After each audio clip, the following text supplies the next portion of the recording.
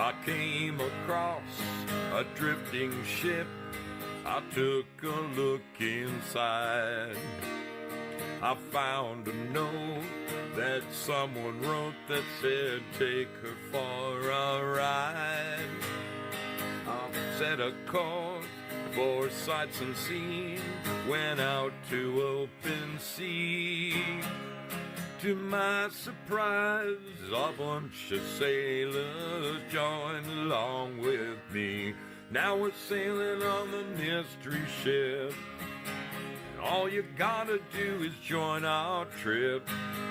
There isn't any cost of membership. All the sailors here are really hip. I'm the captain of the mystery ship, and I'm a-calling all aboard our trip. I'm really hoping that you'll enjoy it up on the mystery ship. So bring a friend and come along with us aboard the mystery ship.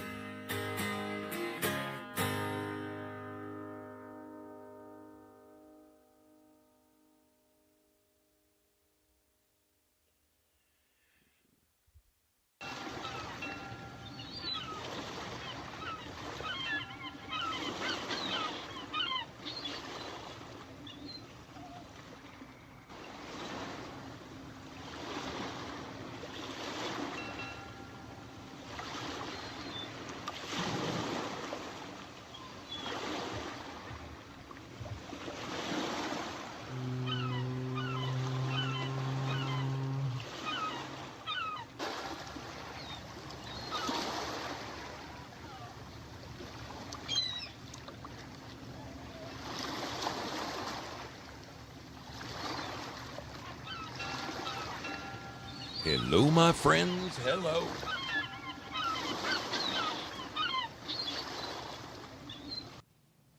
Well, come on.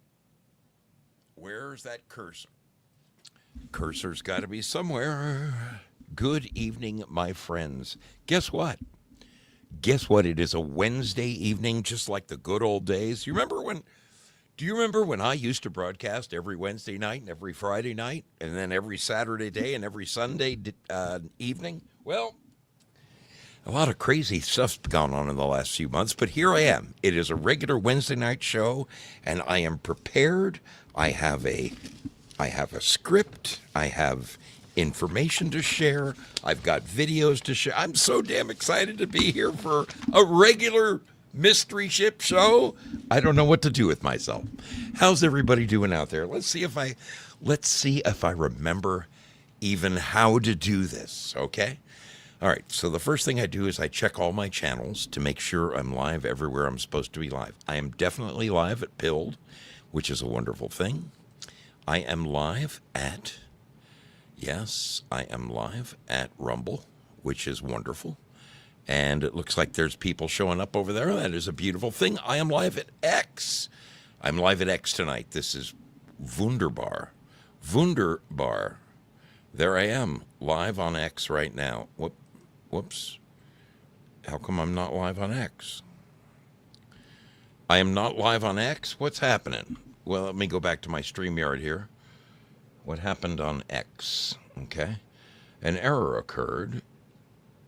It's usually temporary. Wait a moment and try again. Okay, I'm trying again. I am trying again. An error occurred. What the hell? What the hell? Remove. We're going to remove it. And then we're going to add it again. That's what I'm going to do. Boom. Add it.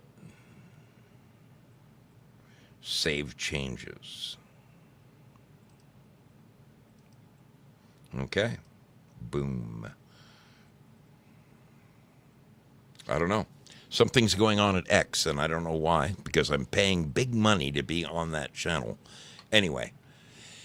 Hey, 4 out of 5 ain't bad. Let's go over to Twitch, where I know we've got people hanging out. Yes, there is Twitch, and it's live, and it's beautiful. Wonderful. How about the Tube? We're getting tubular right now. There we are. We are live at the Tube. R. Charlie, how are you doing, little lady? It is wonderful to see you over there. Hope you're having a good one. You're not alone. It says that there's other people there, and I'll take it. Last but not least, we have the wonderful peeps. The wonderful peeps hanging out at D Live. It's just like going home again, people. Just like going home again. I'm going to start there with my hellos. Spudley. Streaming has been temperamental on X recently. Yeah, you know, they've sent me a couple of notices saying something's going on funny. Syllabore in the house. Great to see you. Lynn Winters, how are you doing, little lady? Lynn Winters, it is a happy birthday to you. Well, happy birthday to our dear sister, Lynn Winters. Wonderful to see you. Hey, that is exciting. Good for you. Good on you. You look good. You look good wearing it. I'm telling you.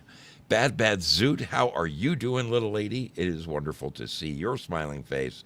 This Rick Carmen in the house? Rick, man, look at that. Rick Carmen is officially retired, people. Rick, my congratulations to you, buddy. Living the American dream. That is phenomenal. Phenomenal. Good for you, baby. Good for you. I'll tell you what. That is awesome. That is awesome. Now, I'll tell you what isn't awesome is that Willie Fixit called me last night, and he was going to send me photos. Now, y'all know Willie Fixit. You've seen his picture a million times. Long hair, ponytail, big old beard out to here. Just a wild man. Willie Fixit went to the barber last night, and it must have been a very special barber because they had a complete bar in the barber shop.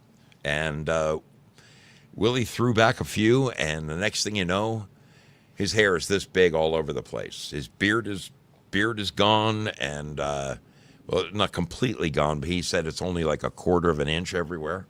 And his hair has been barbed. He said, Zoe, you wouldn't know me. You'd probably walk right by me on the street. So there it is. Willie Fixit is, he's hiding himself. Let's get over to the wonderful people. There he is. There's Willie right now. There he is. You were supposed to send me pictures, Willie. I didn't get them. I did not get them. I was going to show your smiling face on the air and show up before I've got plenty of before pictures of you. I need an after picture, Willie. Can you text me real fast? Can you text me a picture of yourself real fast? I'll put it on the air. I'll put you on the air, baby. All right. Willie Fixit in the house. He forgot. Quite Flappy is with us. Corey J in the house. Good to see you. I saw my friend Crazy Chuck with a K. He is with us. We've got a crowd. Get the wife on it. Yeah, get the wife on it, would you? All right, we've got a wonderful crowd hanging out over there at Pilled Foxhole. I love them all. Great people. Let's go over to YouTube. Let's go over to YouTube and see what's happening over there. Our Charlie is holding down the fort. Pumpkin pie in the house. Pumpkin pie in the house. Rumble is rumbling. We've got rumblers over there. John Otter is with us. How you doing, Johnny? Good to see you. Really good to see you. It's been a minute. It's been a minute since I broadcast on a Wednesday night. I don't even know what is up. I'm so excited to be here. Man, so much has happened since I last got to have a Wednesday night, hang out with my people. I've got such a cool show lined up for tonight. Such a crazy thing that I have been studying and digging into for so long. And I have wanted to do this show for so long. I almost did it last Wednesday night, but I just didn't have it. I just didn't have it. And I'm not going to go off half-cocked. It's either going to be a great show, or at least my interpretation of a great show, or no show at all. Now, there is something I would like to share with you, and that's this little thing right here. So, a couple of Fridays ago, I was invited as a member of my construction outfit to attend a poker tournament. Yes, there is an annual poker tournament hosted by the BASO. That is the Builders Association of Southern Oregon. Now, this is a nonprofit. It is really a great group of people. Do you know, and these are exact facts. I'm bringing you just the facts, ma'am. Just the facts. In the state of Oregon, a young couple yearning to buy a brand new house. Do you know what the median price of a brand new 2-bedroom house is? I'm talking about a man and a wife who just got married. They're thinking about having their first little baby, so all they need is a little 2-bedroom, one for the baby, one for the man, and a master. Do you know what the median price is of a brand new house in Southern Oregon? It is $450,000. Does that seem obscene? That is half of $1,000,000. If you go right across the state line, you drive to the northwest corner of Oregon, northeast corner of Oregon, and you drive right over the state line into Idaho, do you know what the median price of a brand new 2-bedroom house is in Idaho? It's $350,000.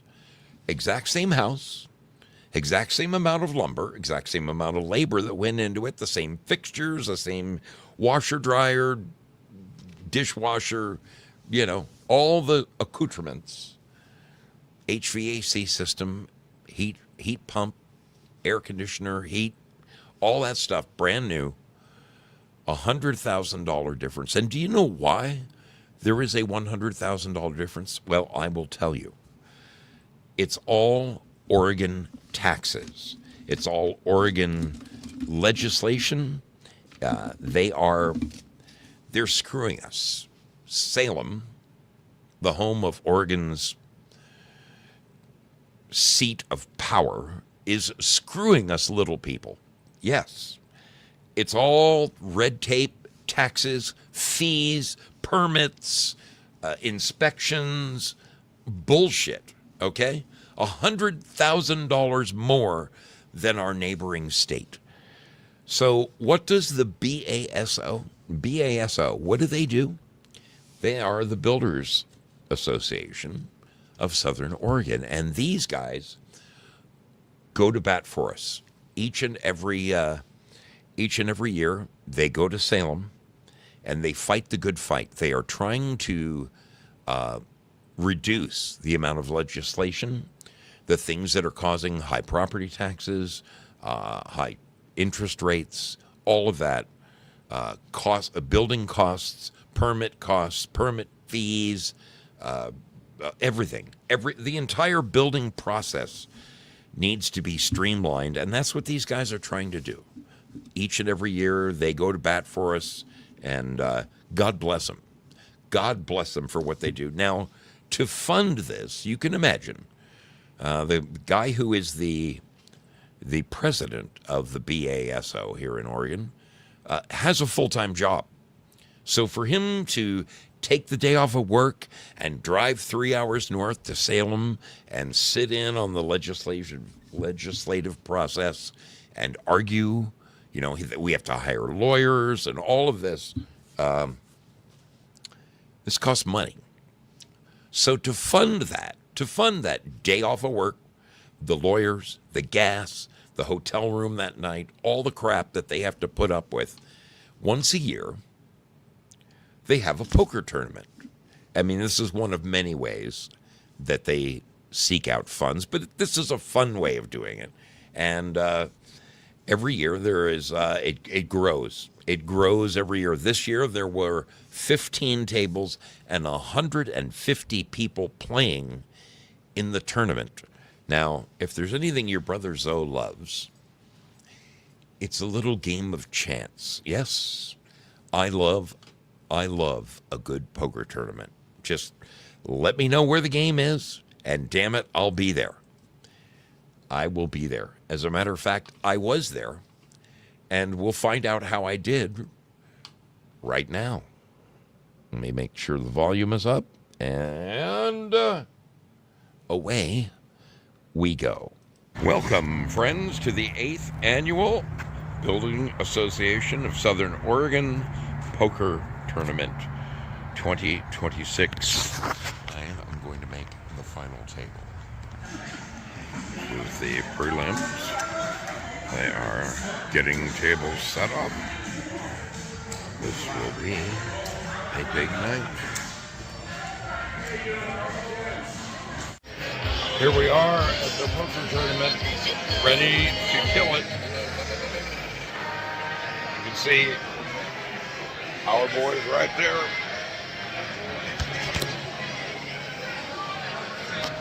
I'm going to bring home the bacon for Outlier.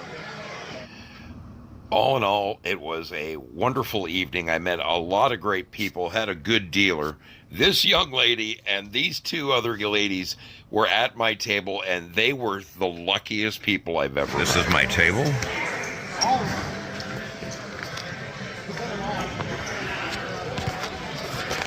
I've had worse nights.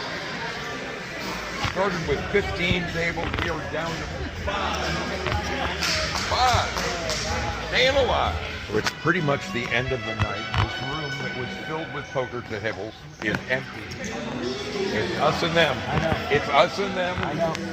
I'm stuck in I'm a podcast. Oh, you're a podcast. And the idea is for us to make the final. We make the final table, we get an envelope. So Let's go. I'm down to the nitty gritty, baby. But I got a great dealer. We have 11 players. When it gets to 10, we all convene at the final table, and that's when the money starts.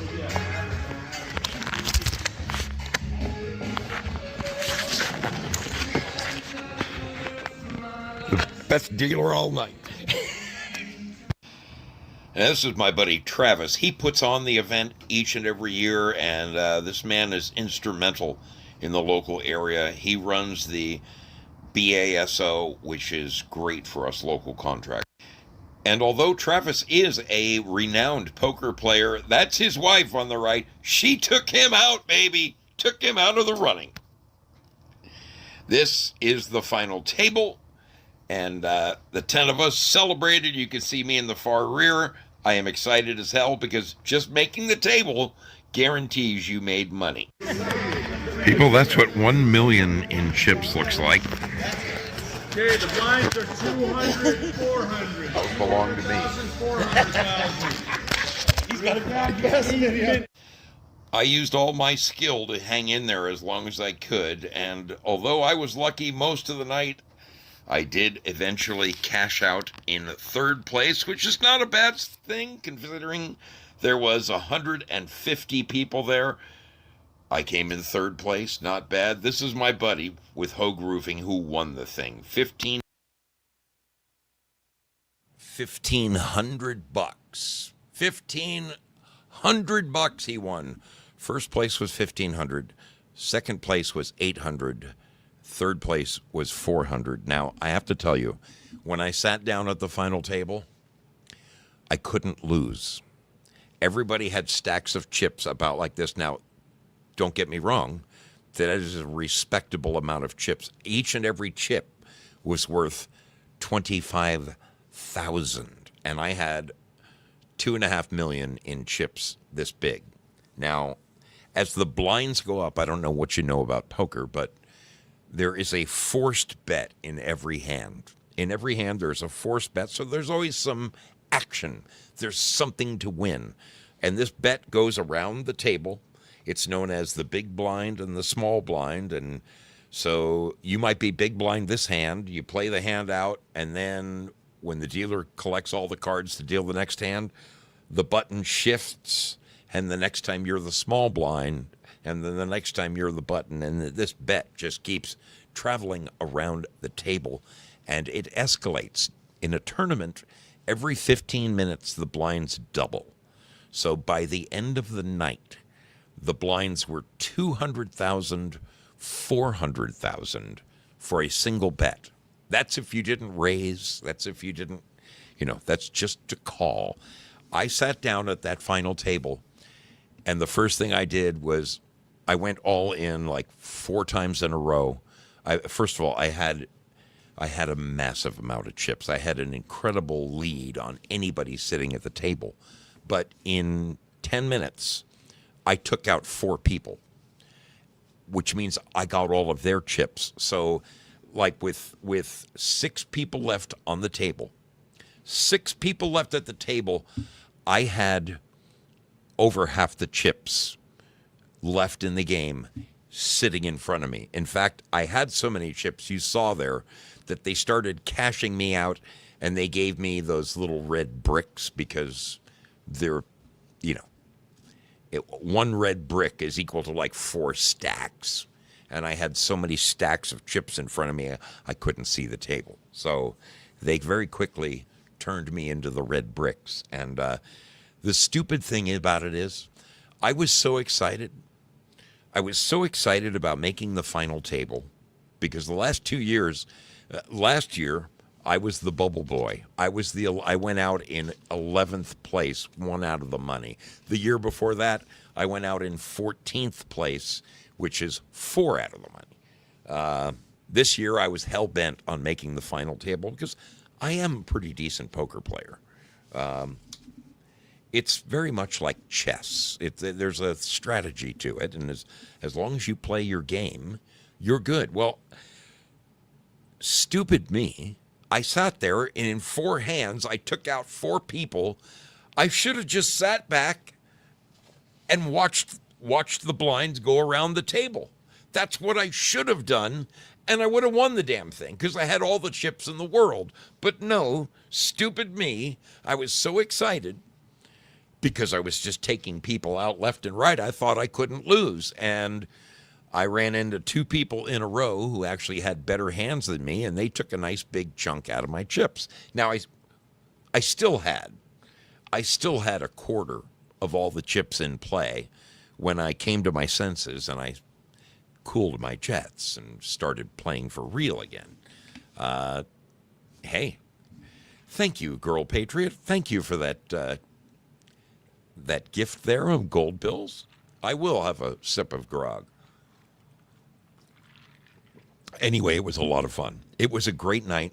As I said, I ended up coming in 3rd place, which, hey, that ain't bad. That out of 150 people, coming in 3rd place is nothing to be ashamed of. I'm very, very proud of my evening there. I did okay. I could have done better, but you know. Hey, more people have piled in.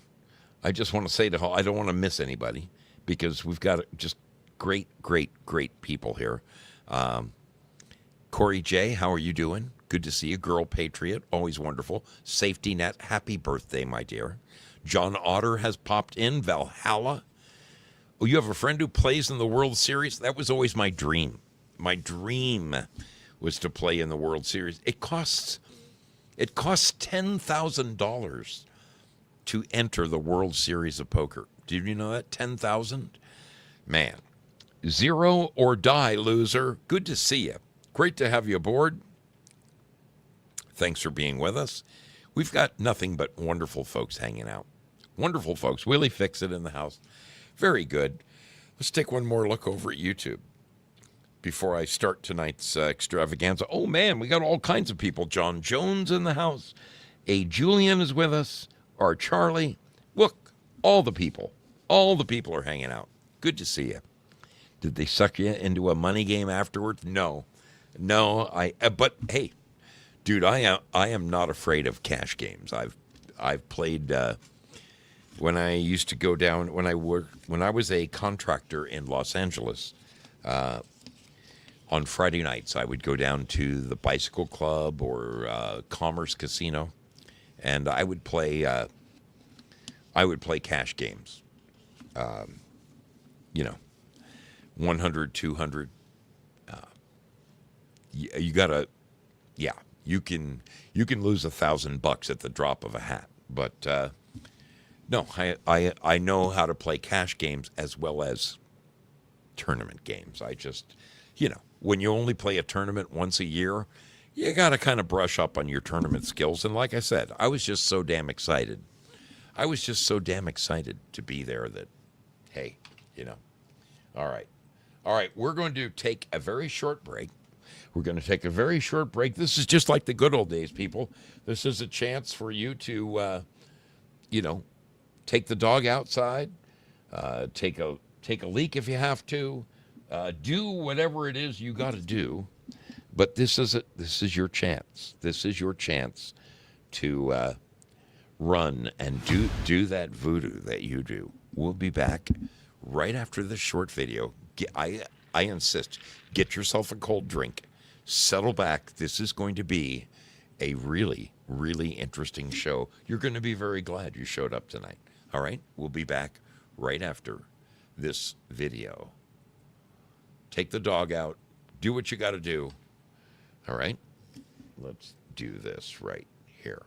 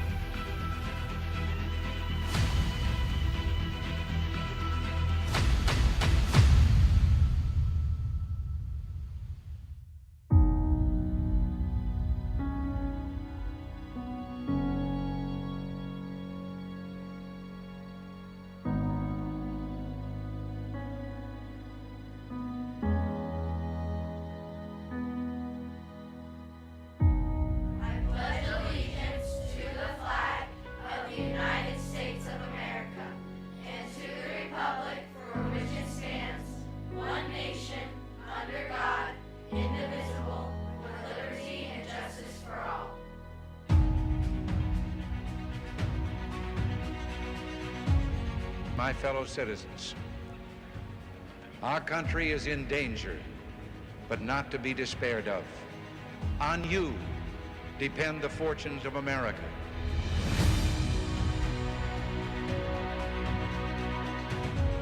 We, the Americans of today, are ready to act worthy of ourselves, ready to do what must be done to ensure happiness and liberty for ourselves, our children, and our children's children.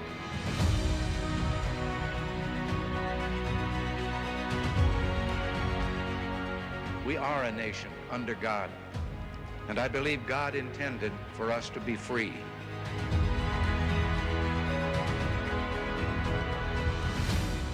The crisis we're facing today, it does require, however, our best effort and our willingness to believe in ourselves and to believe in our capacity to perform great deeds, to believe that together, with God's help, we can and will resolve the problems which now confront us. And after all, why shouldn't we believe that? We are Americans.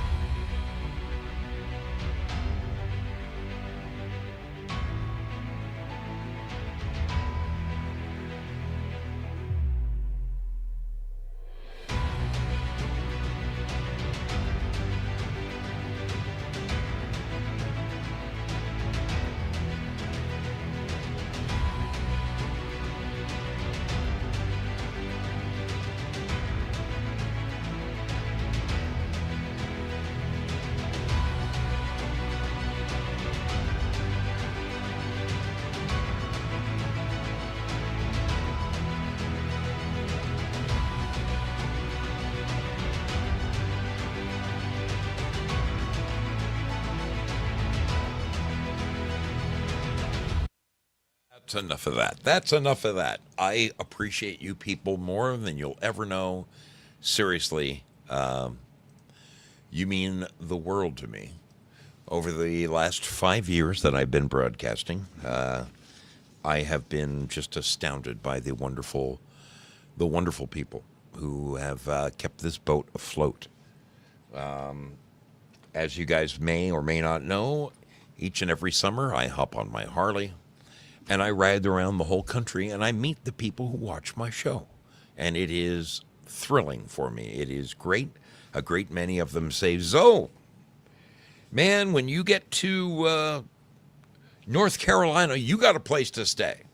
And I try to take them up on it. It is amazingly wonderful to meet my friends from across the country, and those of you who show up and watch this show regularly, I freaking love you. In fact, as I scroll through the chats here, it's pretty amazing.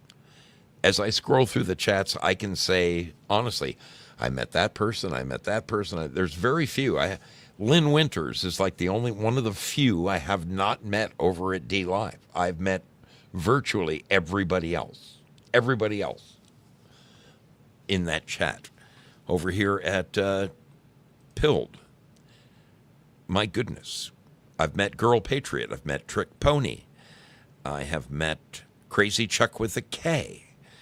I've met Valhalla. I've met Willie Fixit. Who else? Who else is in here?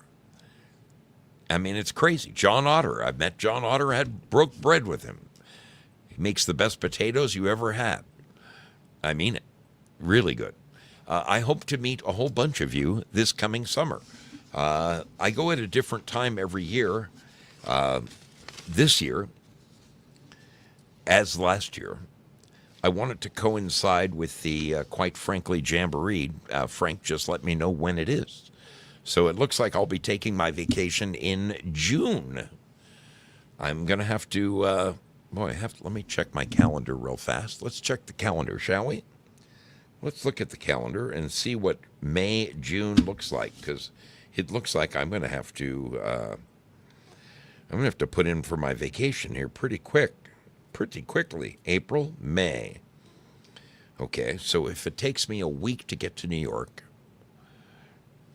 if Frank's Jamboree is on the 6th, which is a Saturday night, I really need to leave on Monday the 1st. Honestly, I'll leave on that Saturday, which will be May 30th.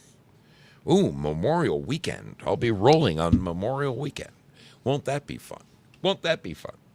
Anyway, I appreciate you guys so much. Your love and support knows no bounds.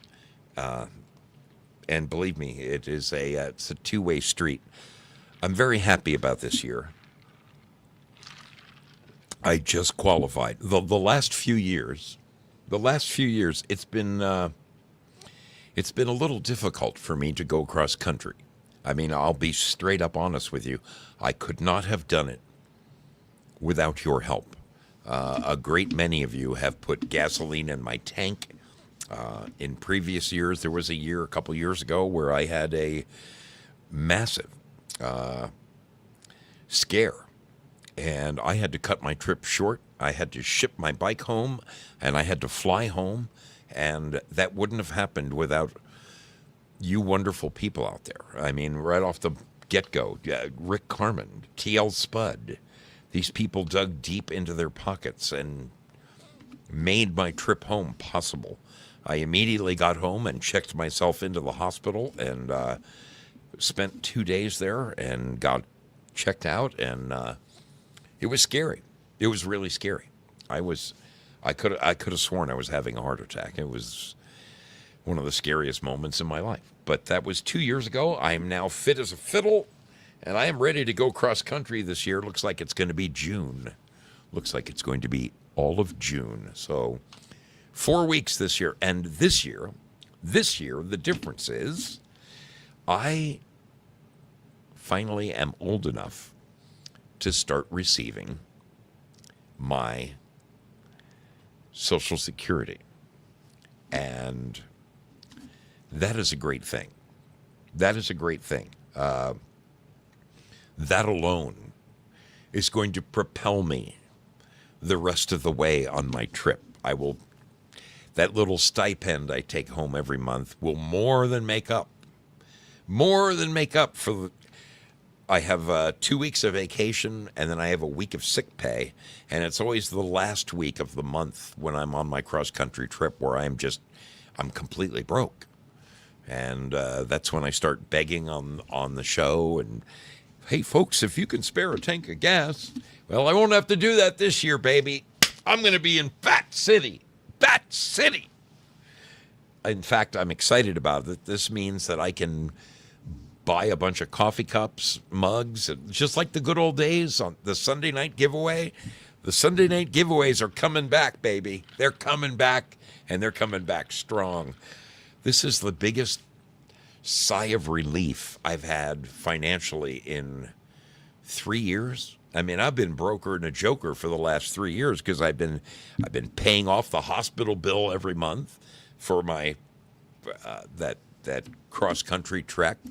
When I spent 2 days in the hospital, yeah, I had to pay for all that out of my pocket. And then this past year, I had shoulder surgery, and I've got like 8 more payments on that, and I'm done. So I'm looking forward. This is going to be a stellar year. 2026 is going to be the year of the Zoe. Okay, forget the year of the rat or the year of the chicken or the year of the dragon, whatever the Chinese call it. This year is the year of the Zoe, and I am fucking excited about it. Fucking excited about it. All right. Finally, folks, I have been trying to do this show. I have been trying to do this show now for about 6 weeks. And it's been a lot of late night study. I've been digging deep into it. And what this is an amalgam of 5 or 6 different topics that I have been looking at, a couple of which I have discussed on this show before. In fact, we're going to start by reviewing just a little bit. Let's take a look at these. Let's take a look at these photos right here, because our story starts right here. This is the little video I edited together earlier today to help us out. Now, as you guys know, I am a builder.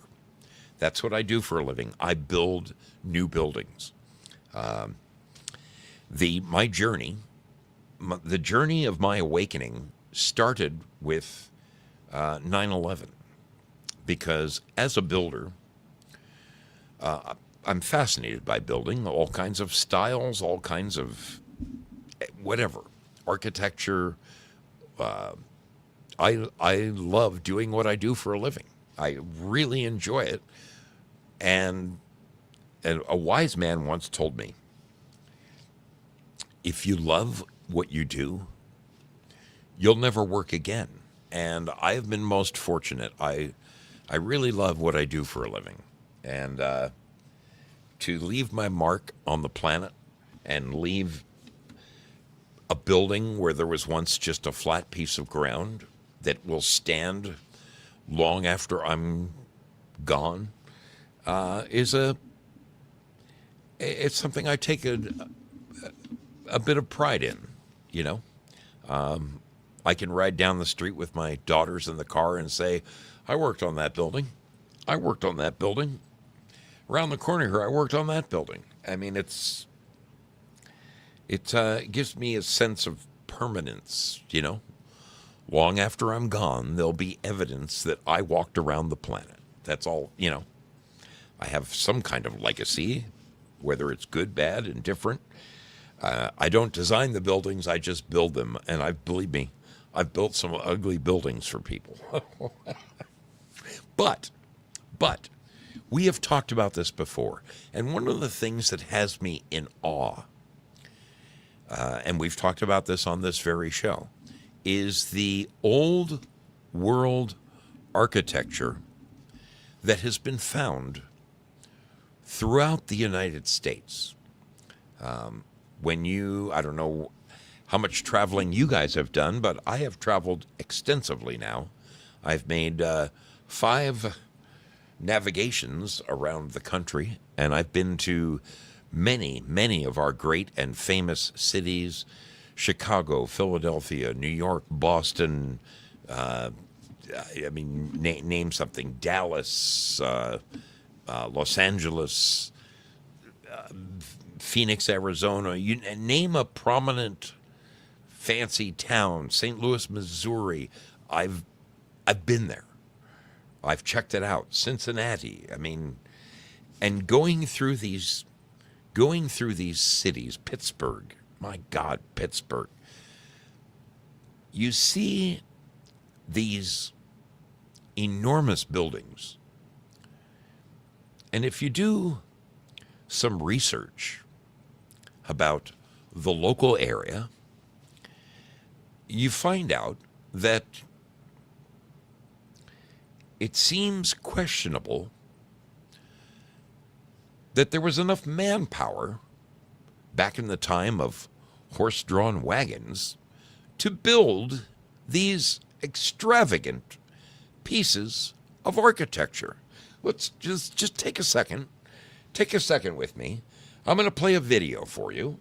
There's no sound to it, but I want you to look at these buildings. I want you to pay attention to the buildings, the bridges.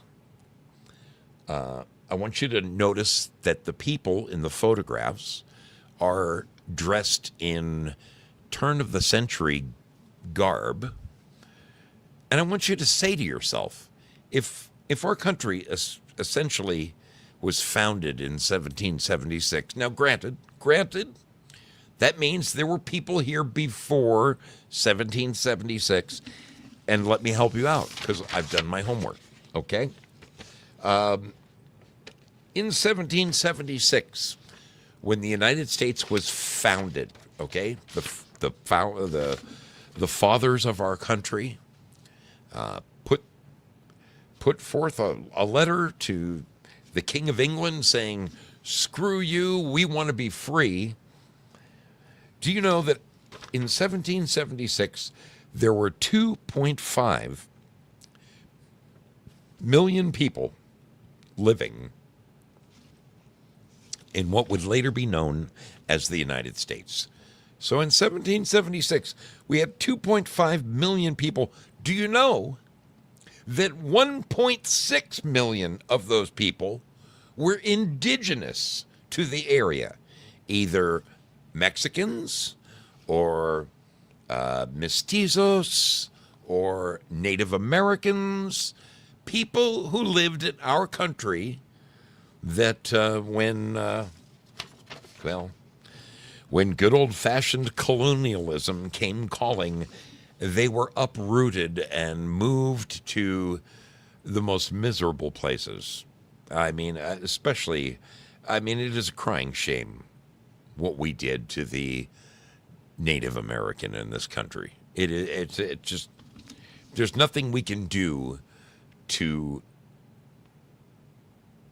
not hide our shame of what we did to those poor people. These wonderful people lived here in harmony with nature for thousands of years, and we showed up with a better way and with bricks and mortar and decided to build these buildings, and slowly but surely we kicked them out of their homes and took over their land and bought their islands for some mere trinkets, some cheap bracelets and necklaces, all that stuff. You know our history, or you know the history that we have been taught. I am absolutely adamant I feel very positive in telling you that our history, as we have been taught, is just a bunch of horseshit. Absolute horseshit. And the more I dig, and I'm fascinated by history. I loved history as a kid. Not so much science, but I loved history. I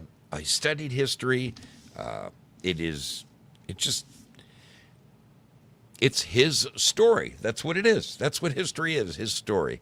And the problem is that it is a story. In fact, it is a complete work of fiction. I don't believe the things that we have been told. Let me go on a little further with our census, okay? So, at the time our country was founded in 1776, there was 2.5 million people here, which over half of them were indigenous, okay? By 1800, a mere 25 years later, 24 if you're really counting pennies, we had 5 million people here. By 1810, 7 million, 18, these are the census numbers. I took these numbers right off the U.S. Census page. 1810, we had 7 million. By 1820, there were 9 million. Now, here's where we really started stepping on the gas, okay? You think that in the last 4 years of the last administration let 30 million people over the border? That ain't nothing. That ain't nothing, people. In 1820, we went from 9 million. 1830, I'm going to go every 10 years, okay? Every 10 years. We went from 9 million to 12 million to 17 million, 23 million, 31 million. By 1870, it was 38 million.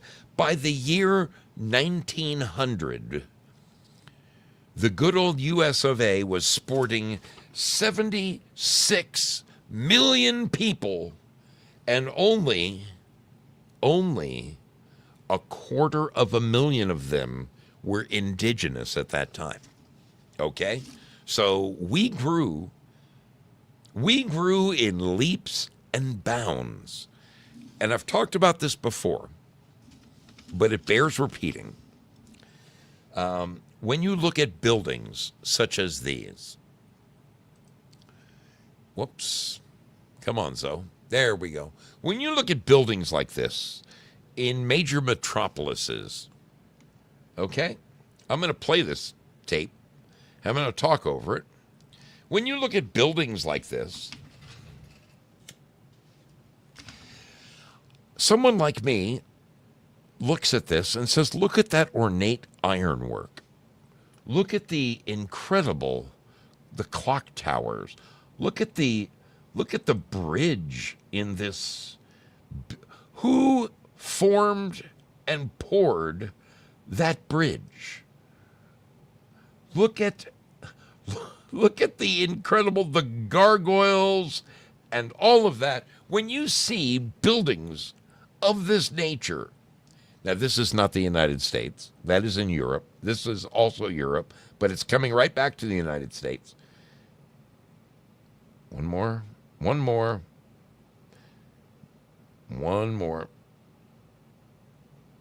Bingo. We're back in the U.S. Okay? Look at these buildings and imagine the manpower that it took to erect places like these. I can tell you, as a builder, the scaffolding and the ornamental iron. I mean, look at these bridges. Look at the incredible nature of these fucking buildings. You're not going to tell me, I'm sorry, but you are not going to convince me. You are not going to convince me that with horse-drawn buggies and chisels and hammers before we had power tools and sawzalls and, pneumatic chisels, you're not going to tell me that we built these buildings in the time frames that they claim that they were built in. And I'm going to give you a perfect example. There's a cathedral in Washington, D.C. The difficult thing about this is there's plenty of history telling you the time frames that some of these buildings were built in, particularly the Capitol buildings, the U.S. Capitol in Washington, D.C., the State House in San Francisco. Let's look at that for a second. I'm going to go to San Francisco.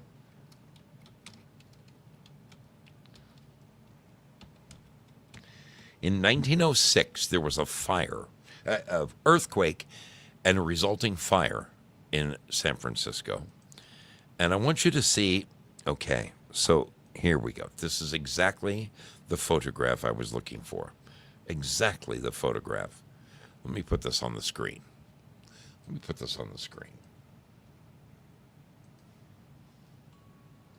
This right here. Oh, Zoe, put it on the screen. There you go. This is the San Francisco City Hall.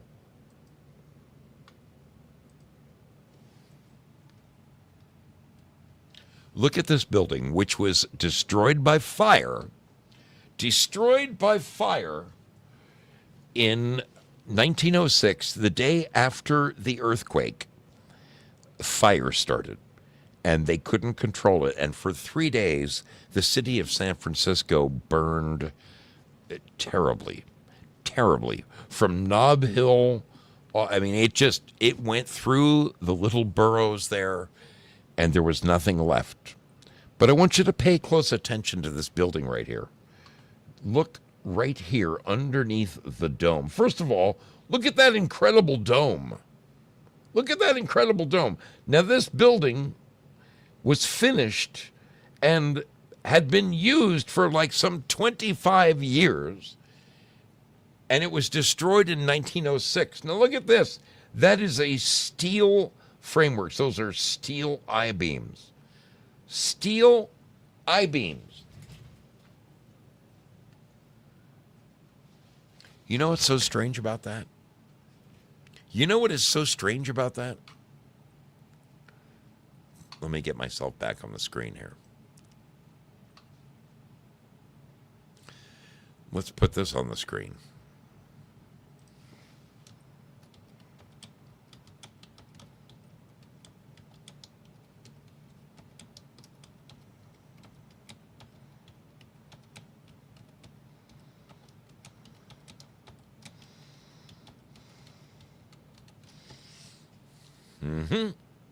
I'm going to let Google, as we all know, Google lies. Google lies like there's no tomorrow. Okay? So, steel I-beams became popular in U.S. architecture starting in around, and they say around 1880, following advancements in the mass production techniques. Now, I can tell you a little bit about steel.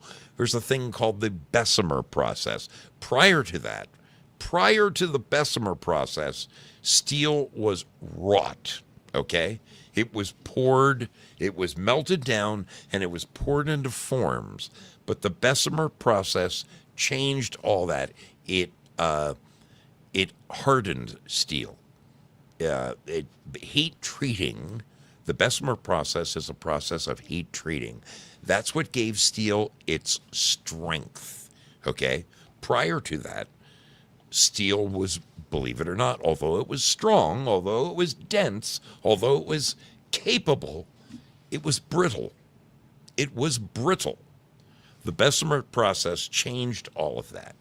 Now, it wasn't until, listen to me, people, the early 20th century that steel framing became the standard for urban architecture in major cities like Chicago and New York, exemplified by the Woolworth Building in 1913, and later the Empire State Building in 1931. Well then, if steel, especially steel made through the Bessemer process, became popular around the turn of the century, then riddle me this, Batman. How the hell did this building, which was built in 1880, have a steel superstructure supporting it? I want to know.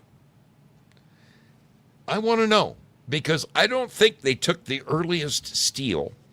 Andrew Carnegie, the steel magnate who laid most of the railroads, I don't think they said, hey, let's rush our first inklings of steel beams out to San Francisco and build their fucking... No. I don't believe it. As a builder, I don't believe this shit. And I trust that you wouldn't either. Now, a very interesting thing about San Francisco, and I chose that town first for a reason.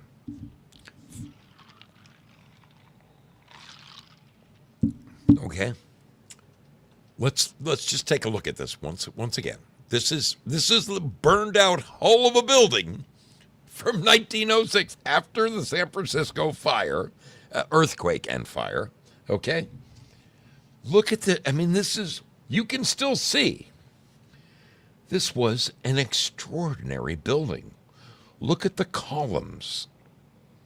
Look at the look at the extraordinary building that this is.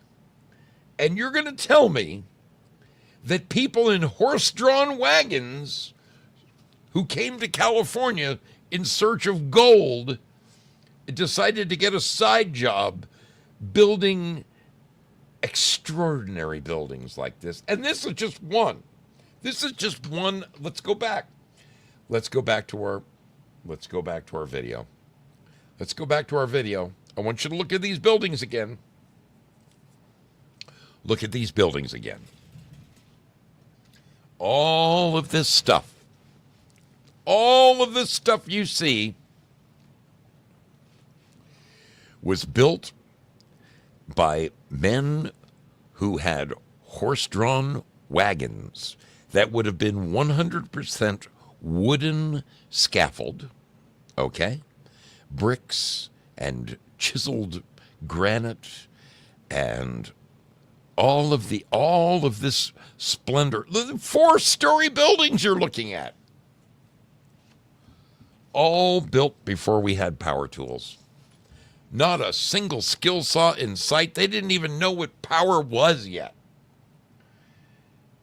And what they've learned, and San Francisco is one of the prime cities, they went into San Francisco, and in some of those buildings, and I should have shown it, I have another series of photos. Unfortunately, I didn't get to upload it in time. There are a great many cities.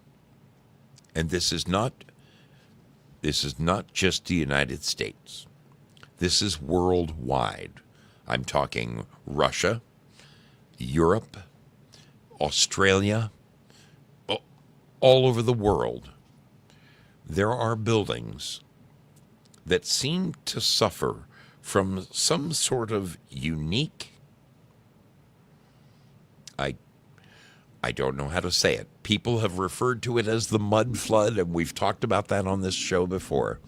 They have gone in San Francisco and in Russia, and they have dug out 20 feet of soil, and what looked like a beautiful 5-story building with what looked like a basement window. When they excavated down, they found that that wasn't, in fact, a basement window. There was a whole story of the building below that, and then below that was a foundation. Furthermore, in many cities, Chicago, Los Angeles, Atlanta, they have found extraordinary tunnel systems that connect all of the... Washington, D.C. is a huge one with tunnel systems that interconnect these very, very impressive buildings under the ground.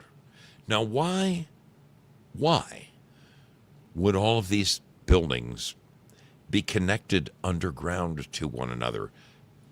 I mean, you could say, what they tried to tell us, is that, that's how they delivered coal back in the day. Horse-drawn wagons delivered coal. There were coal bunkers underneath these buildings. Really?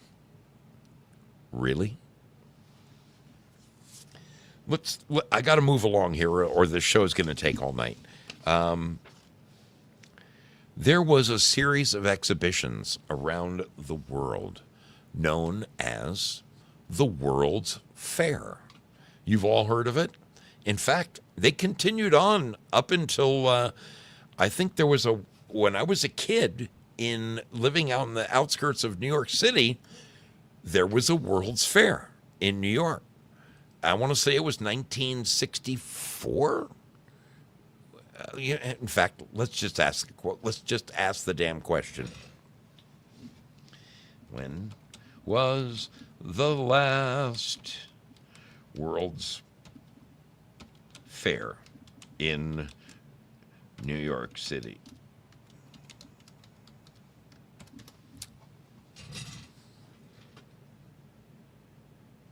Here we go. I'm going to put it on the screen for you because I want you to see this. My memory is better than I thought. Look at this. The last World's Fair in New York City was 1964, 1965. Hosted at Flushing Meadows, oy vey, Corona Park in Queens. The event spanned 2 6-month seasons from April of 64 through October of 65. Now, these World's Fairs, especially the ones at the turn of the century in Chicago, in St. Louis, had a bunch of what they tell us are temporary buildings that were built specifically for the World's Fair. Let's get some images. St. Louis.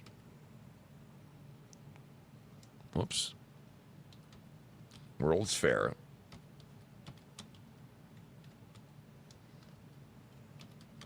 I think it was 1904. I did my homework on this. Let's look.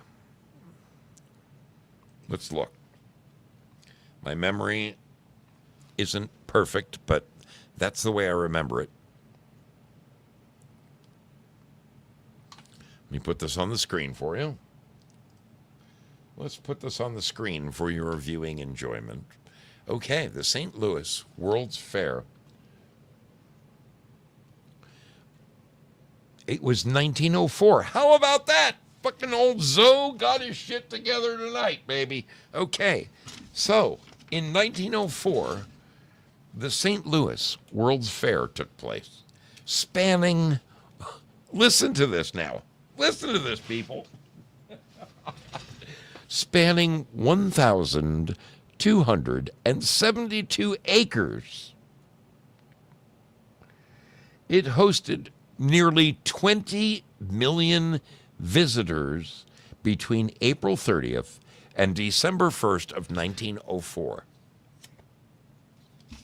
That's quite an accomplishment. That is a serious amount of people. Let's go back to our chart. Hang on. We're not going anywhere. Let's go back to our census chart. 1900. So in 1900, there were 76 million people in the United States, 1/4 of which were indigenous. But in 1904, nearly 20 million people visited St. Louis in a single year to take in the World's Fair. So that is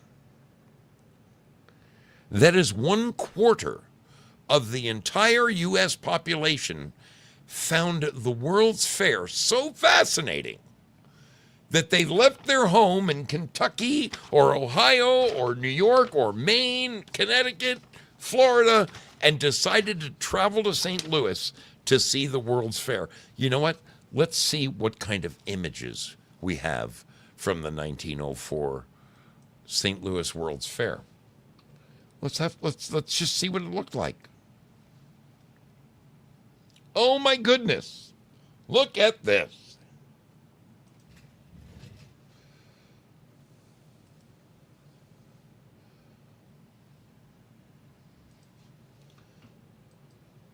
Well, this is that is the complex. That's the 1,200 acre complex that they held it on. Come on, Zoe, you can do better than this. You can do better than this. Okay. This is one of the buildings.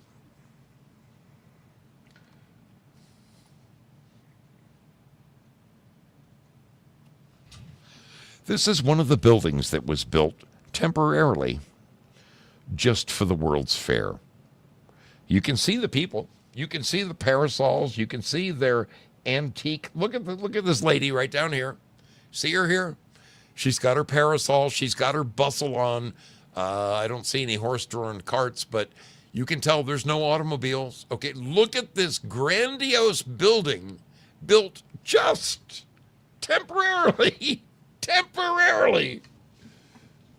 for the World's Fair in St. Louis. Well, that is fucking remarkable. That is remarkable. Whoops. You're in the middle of calling me in the middle of my show. Okay, let's look at this. Look at this. Wow.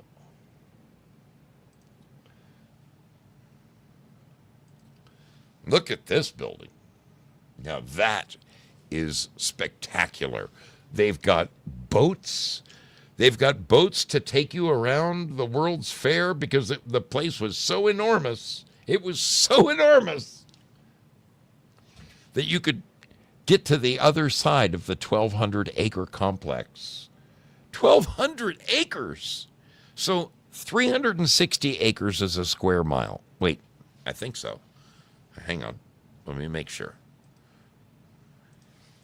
How many acres are in a square mile? Okay, sorry. I was wrong by half. 640 acres, okay? So that means that the St. Louis World's Fair took place upon 2 square miles. That's why they needed boats to ferry themselves from building to building, from attraction to attraction.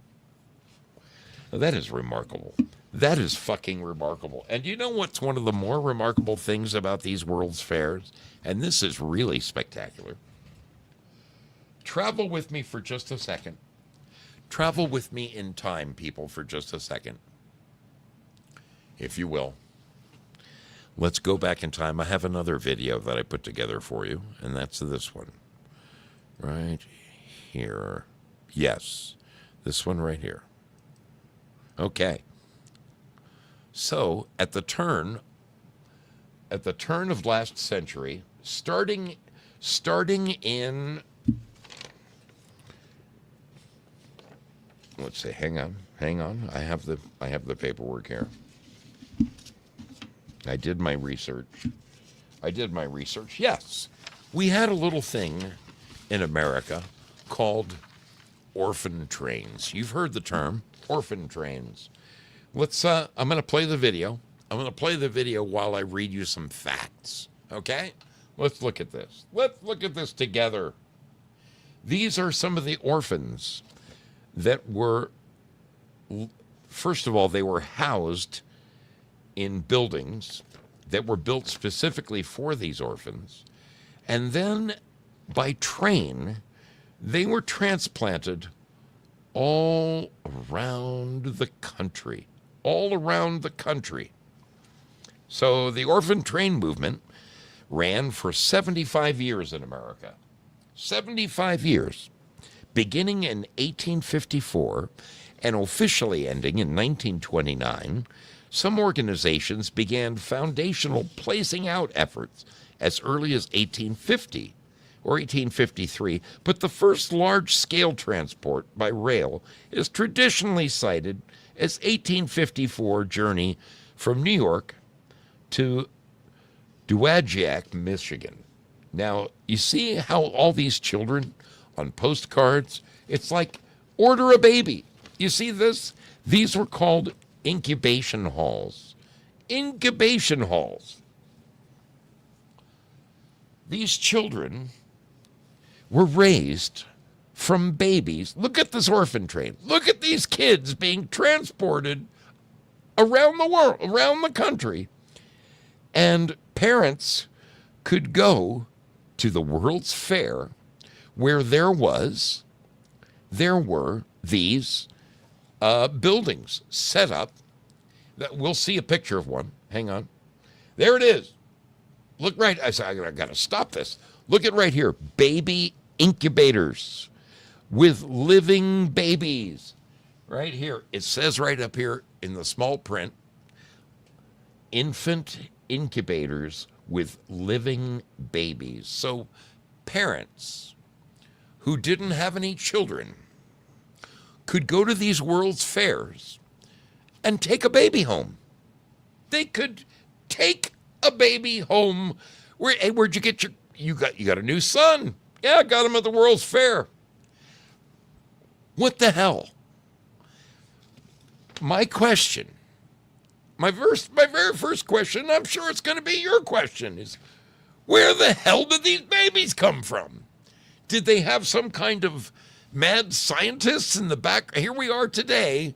Okay, my sister and her brother-in-law had the most difficult time having a child. They tried for years. Eventually, through in vitro, she was able to conceive at 45 years old after 10 years of trying, okay? But somehow, back at the turn of the century, you could go to the World's Fair and come home with a baby. Living babies. You just picked one out at the old incubator. Yep. There's a few more pictures here. A few more. This is the orphan. Wait, I want to get back to the incubators. Oh, yeah. This is what you found when you went inside of one of those exhibits. Babies, we're giving them away, baby. We're giving them away. Now, I just want to know where the hell did all these babies come from? Now, so I'm going to read you the Google version, okay? According to what they want to tell us, history's back up to these orphan trains says that 3,000 to 4,000 children were transported westward each year. The establishment of the U.S. Children's Bureau marked a shift towards state-supported family assistance, reducing the need for mass location. The New York Foundling Hospital is where all of these babies, a great many of them, came for. During its 75-year history, for approximately 400,000 children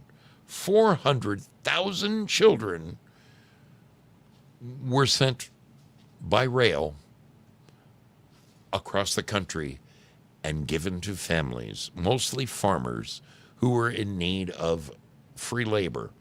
These children were worked to death on farms, fed next to nothing, dressed in rags. What I learned in the last 6 weeks, I mean, I was going to do a story just on the children because it's that insane. The big question, the era ended due to the emergence of formalized foster care improved state welfare systems and rising criticism regarding the lack of oversight in rural placements. It's estimated that over 2 million descendants of orphan train riders are alive today. So the thing is, when you ask a question like this, and we're going to do this right on the air. We're going to do this right on the air because this is complete horse shit. This is complete horse shit. I love this. When I asked this question, I couldn't believe their answers. Where did all of the children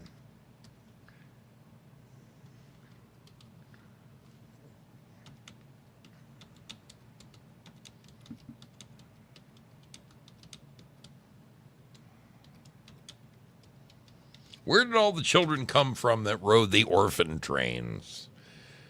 And they tell you, this is the bullshit they tell you. Overcrowded, poverty-stricken eastern U.S. cities, specifically New York City, Boston, and Philadelphia.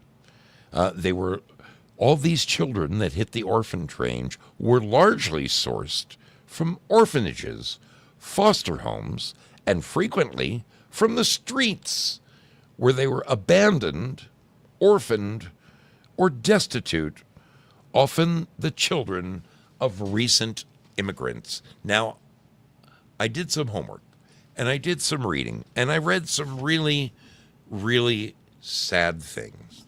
And it is true that there were immigrants at the turn of last century who came here and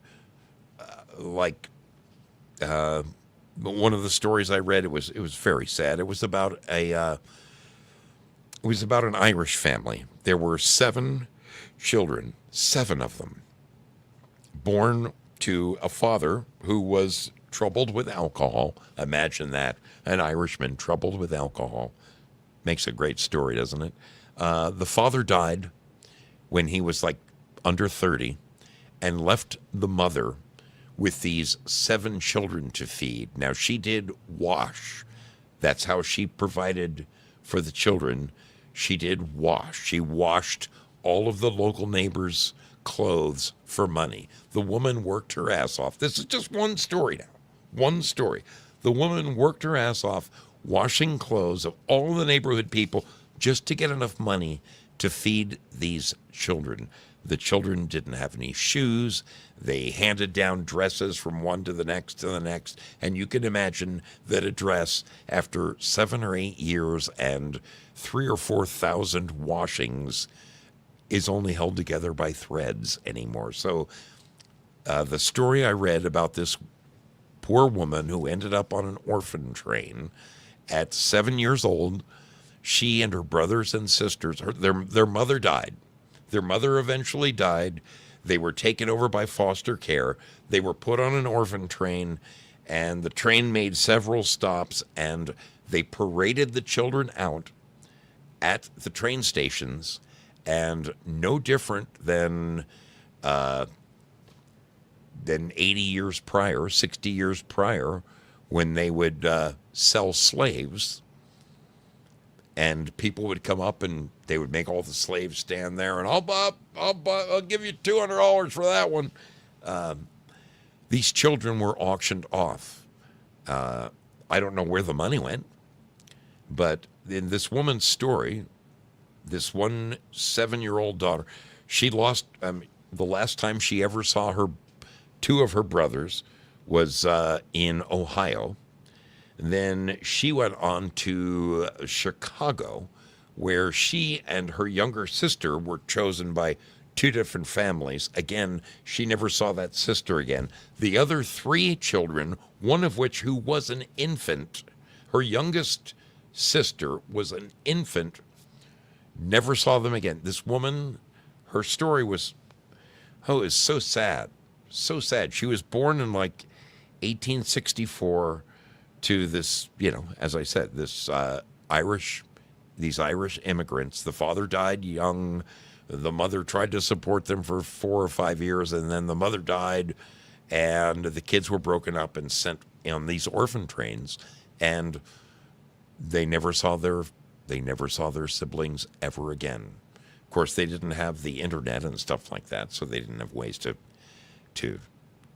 And the woman did say that when she got to be 65, 70, she did contact the Children's Center in New York and actually tried to find her blood brothers and sisters, was never able to.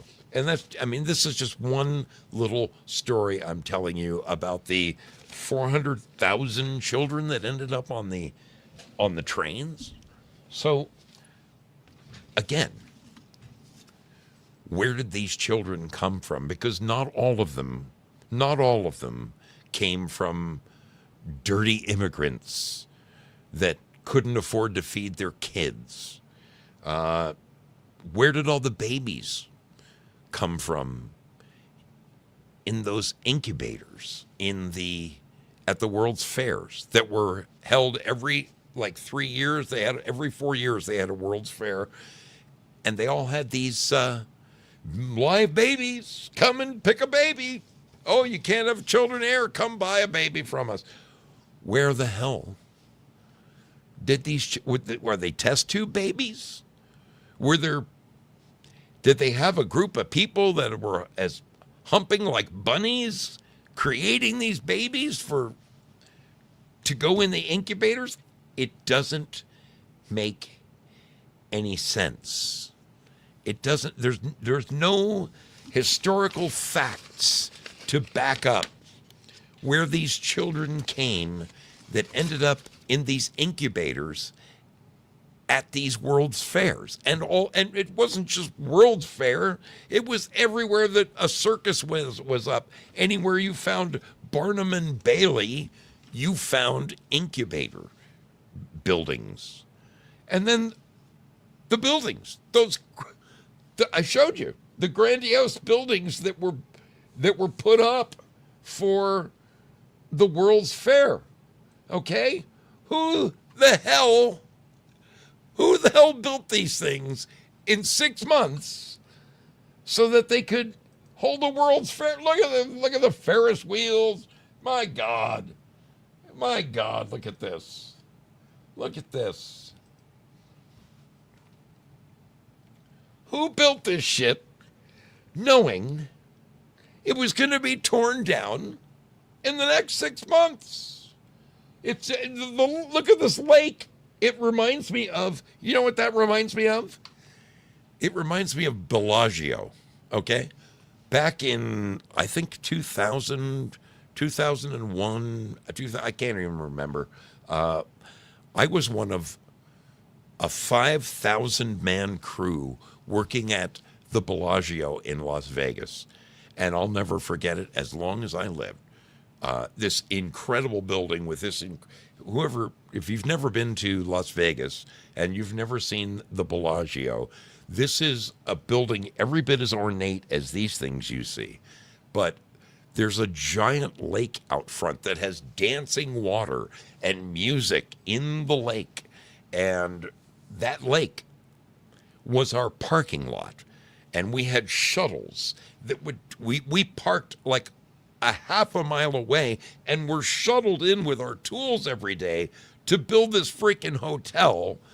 And I mean, it's one of the most impressive things I've ever been connected with. I think it's kind of cool to say that I worked on Bellagio, but so did 5,000 other men. 5,000 men a day worked on the Bellagio. That's one building. How many people do you think it took to build this son of a bitch for the World's Fair? With don't forget, all they had was Armstrong hammers. You know, the old-fashioned. That's the kind of hammers that I do not believe any of this shit. Oh my God, I forgot to move my clock ahead. It's now 8 o'clock. I gotta hurry this up. I got so many more topics to talk about. Okay, we talked about the orphan trains. We talked about this. Okay, asylums. Let's talk about asylums. Do you know that at the beginning of the 1900s, there were, in 1880, there were 139 asylums in the United States and mental hospitals, okay? This is the very beginning of psychiatric hospitals. By 1890, every state in the Union had built at least one publicly supported mental hospital, and the construction of these cities followed a dramatic upward trajectory during the 19th century. There were over 250 asylums constructed across the United States throughout the entire 1800s. That's not counting 1900 and beyond. So I had images. I don't have them handy, but I could pull one up if I had to. But I must. Let me pull up. Let me do this for you. I have to. Images. Asylums. USA, 1900. You need to see the size of these places. Okay? Look at this. Look at this. Open link in new tab. Open image in new tab. This, my friends, is an asylum. Let me see where it was. Let me see where this was. It'll tell me. Oh, this is insane. Look at this. Look at this. Where is it? Come on. Yes, here we go. Look at this. Look at all the beds in this asylum. This is one wing of one floor of 250 of these private institutions that were built in an amazing amount of time. And do you know why people were admitted to asylums from 1850 to 1930? People were put in these asylums. Do you know what was wrong with them? Do you know why they ended up in asylums? I will tell you. This is the craziest thing I've ever heard. The reasons that people were put into these institutions. Okay. You're not going to believe this. Okay? These are the reasons that people were put into asylums. Masturbation. People were put into asylums because they masturbated. Women were put into asylums for being religious zealots. Religious zealots. I'm sorry, you're crazy for the Lord. You got to go to the asylum. Come and get her. The men in long white coats put her in a funny suit. Take her away. Menstruation. Menstruation was a major reason that women were admitted to us. Don't all women menstruate? That's a sin that would put you in a mental institution. This is the one that gets me the most. Nostalgia. People were put into asylums because they suffered from nostalgia. Now, do you know what the term means? Because I'm here to help you. In case you were wondering, I'm here to tell you what a bad case of nostalgia looks like. This is fucking crazy shit. okay? In the early 1900s, the psychological term nostalgia implied a serious mental disorder. Look, do you know that if this was 1900, I would be in the funny farm right now? Because if you look back at the 500 shows that I have done, over half of them are done on nostalgia. I love looking at old 60s cars or toys that we played with as kids in the 70s. I love looking at old black and white movies. I'm a nostalgic, I'm a sucker for nostalgia. I would have a serious mental disorder if this was 1900. Oh my God. Oh my God. Okay. So the term nostalgia implied a serious mental disorder or pathological condition. At the turn of the century, it was primarily understood as a severe, often debilitating form. Get this now. Listen very carefully when I tell you this. Nostalgia was primarily understood as a severe, often debilitating form of homesickness, characterized by obsessive longing for a physical home or a native land. I'm going to read that to you one last time.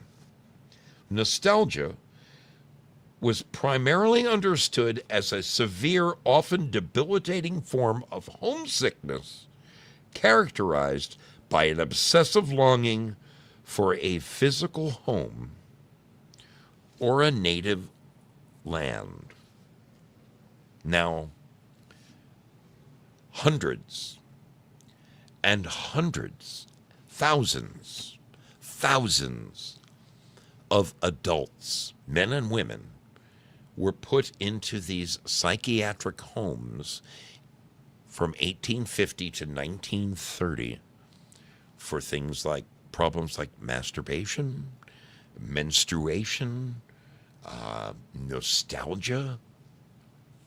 These are sins against humanity. We got to put these crazy. What would they do with all the tweakers today? I wonder what they would do with all the tweakers today if they had them back in 1890. What the fuck would they do with those people? I wonder what they'd call it. I'm sure they'd come up with a fancy little term for it. But what I'm going to suggest, and I have no proof of this, I have zero proof of this. Zero proof. But as a builder, and I've shared with you guys many times the buildings I've built. I've shown you videos of the projects I've been on. I mean, in my lifetime, I've worked on some pretty impressive projects. I worked on a couple of jobs that lasted in excess of 2 years. I did an entire city block in Los Angeles, in Glendale, called what the fuck's the name of it? Americana at Brand. Those were the two major streets. And this city block not only had the finest upscale restaurants, it had dancing water in lakes, just kind of like the Bellagio. It had a train. It had a train that ran through. You know how they had boats at the World's Fair that you could get in and ride to the other side of the exhibition? Well, this city block that took over 2 years to build, over $250 million were pumped into this thing. I worked on this project. I put 2 restaurants in there. I did a bunch of work on. There was a train. There was a train that would drive you. The train would go by at like 3 miles an hour. You could just jump on with your kids and ride over to the other side of the block and shop at the stores over there. I mean, pretty impressive stuff for a modern builder, okay? That, to me, is an extravagant bit of modern building, and I'm very proud to say I was part of it. However,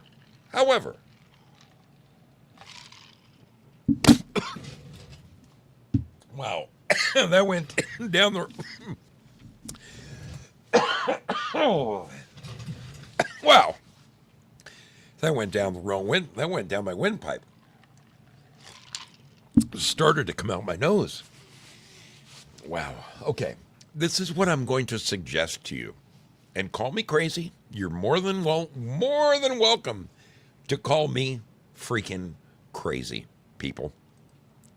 This is what I'm going to suggest.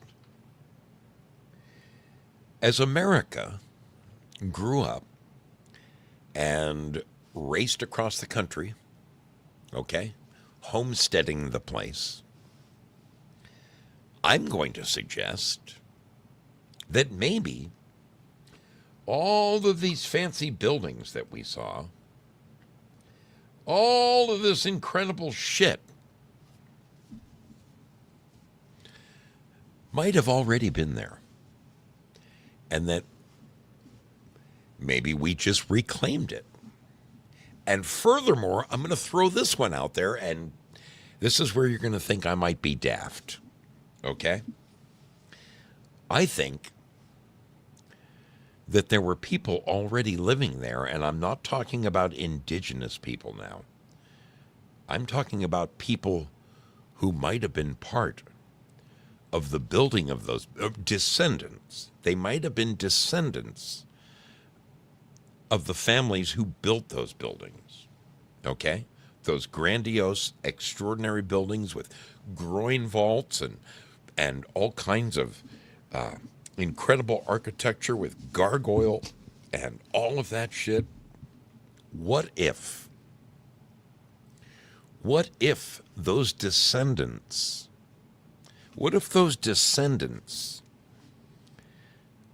of the peoples that built these incredible buildings were the ones who were homesick and longing for the cities that they once knew?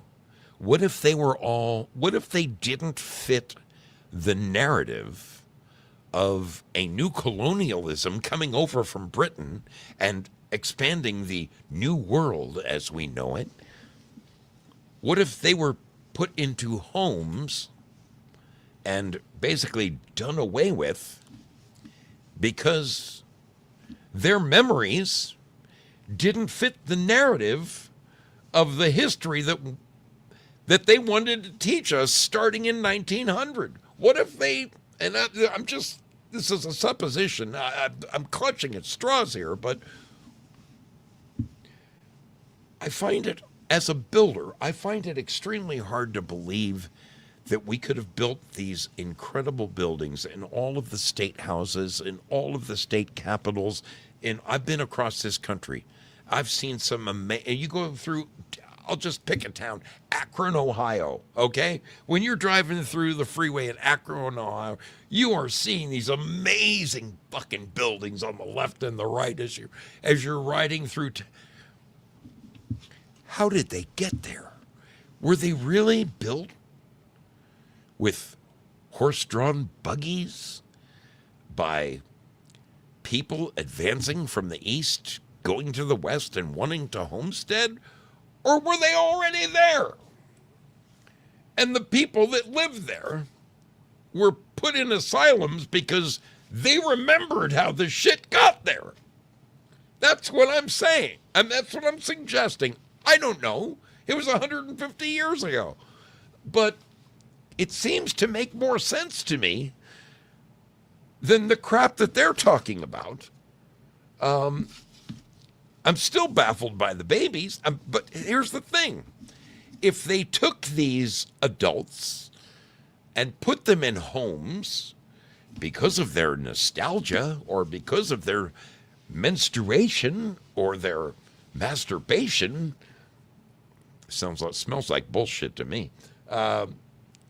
If they took their children away from them, they could have populated the orphan trains with these kids who once separated from their parents, aren't going to remember them anymore, because the next thing you know, the kid's been whisked off to freaking the far side of Missouri and is planting corn for some farmer that bought him at the train station. I don't know. None of this makes sense to me. Does anybody think that I could be onto something? Or I'll tell you what. I've got to open up the phone lines because I want to know what you guys think. Am I just out of my fucking mind here, or does our history not make sense to you? That's what I want to know. Does our history make sense to you? Because it sure doesn't make sense to me.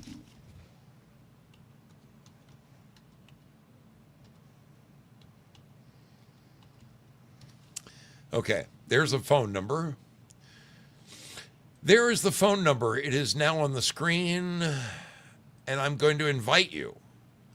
I'm going to invite you to call in. I turn my phone on. Okay, the phone is on.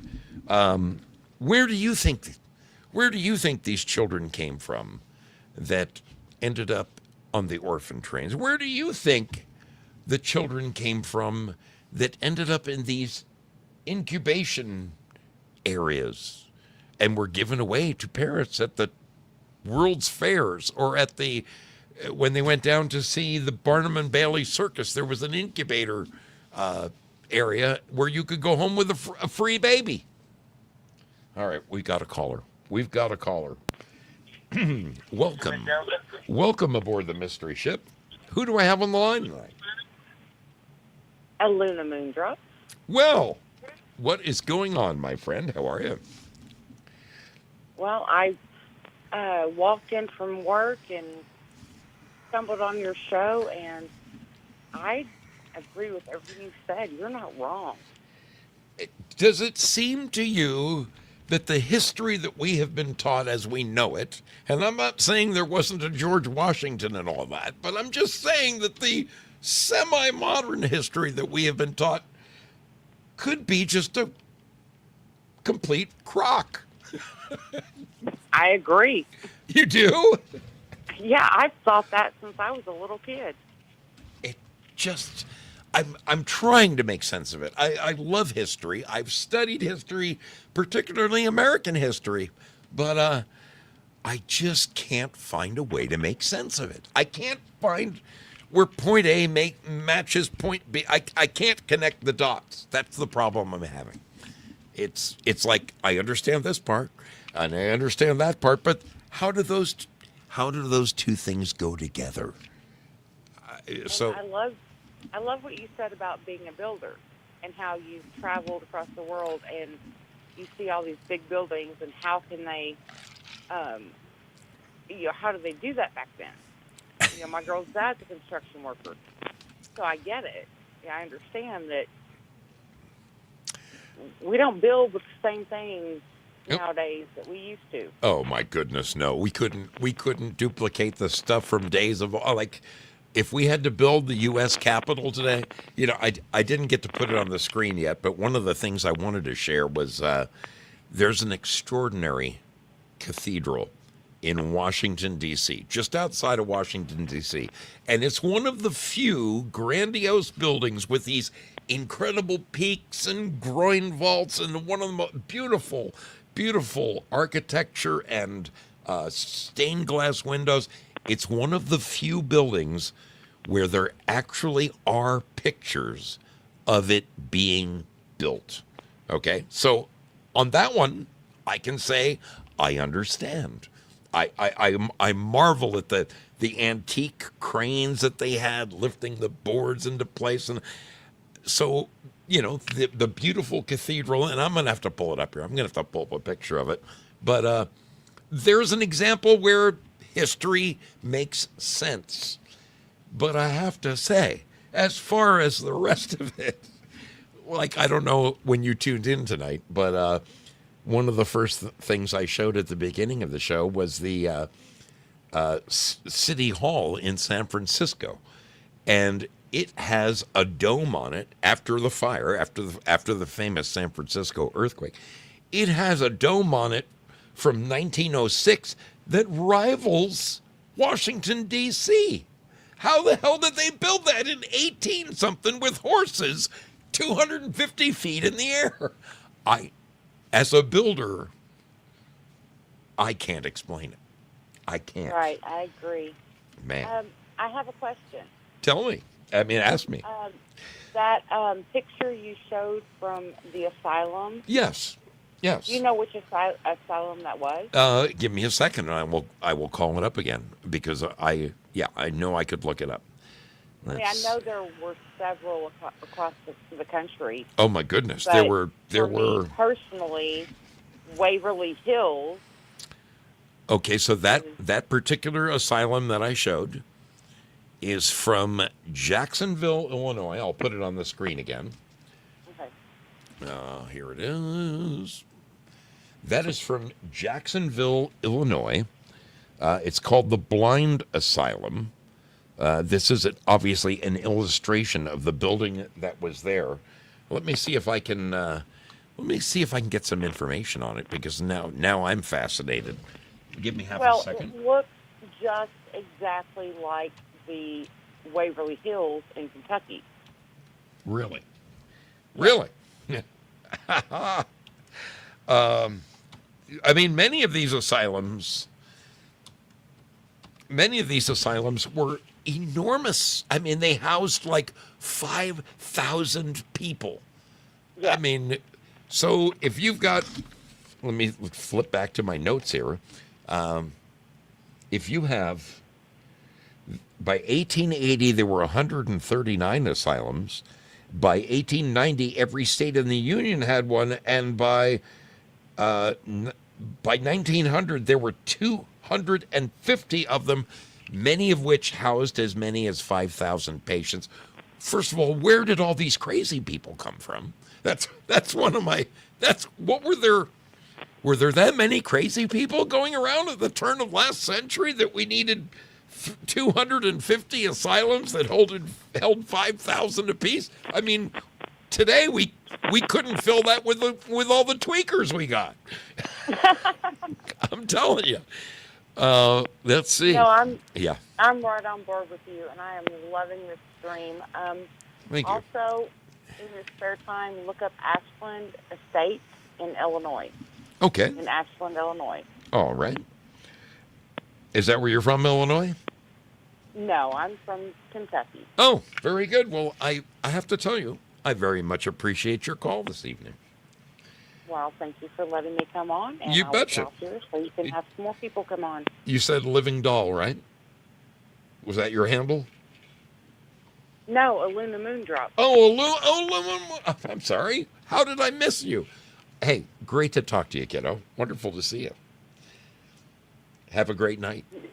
You too. Thanks for calling. Well, Luna Moondrops. How did I miss her name? How did I miss her name? Thank you for calling in, darling. I very much appreciate it. This is folks, this is a topic that, to me, I'm going to be studying this. I'm going to be studying this for the next 5 years. Looks like we have another call coming in. This looks like it's from the state of Washington. Could it be? Is it my brother, the Spud?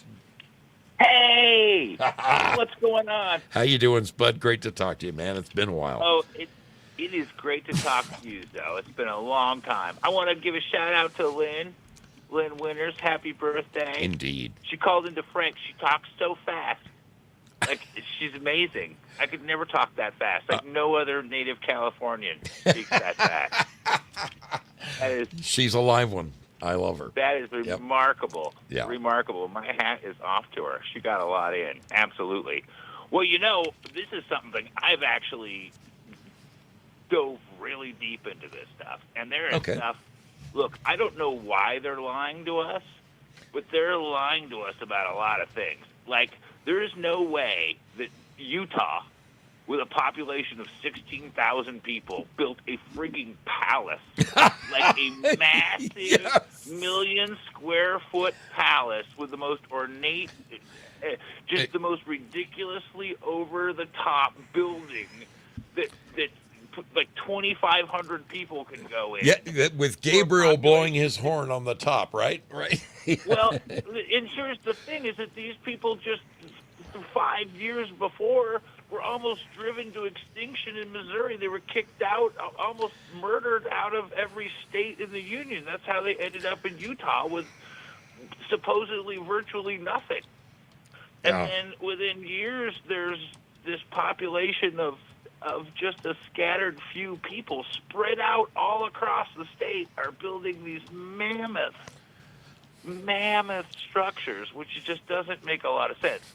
Now, I'm not saying that I don't have any conclusions about that, Right. but, it's just one of those things. There are a lot of really interesting questions about, like, what technology used to be, and once you realize that they've lied to you, like, look at a history book from the 1980s.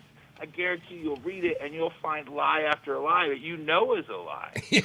When it's talking about, I'm serious. It's been, or read a science textbook, and there's things that are wrong after wrong after wrong. I could, Or a dude. nature textbook. There's stuff that's wrong after wrong after wrong. The one thing I wanted to say to you, you started this thing off by saying, these peaceful natives, they were just here, serene, living off land. Bullshit, Zoso. They were murdering each other in droves. Oh no, they were. I'm In not. droves. Okay. They were killing each other. They were slaughtering each other wholesale. And here's the thing, and there's a guy named Nathaniel Jeanson, and he is one of those. He's a geneticist, and these breakthroughs in Y chromosome haplogroups compared to X chromosome, the female mitochondria DNA.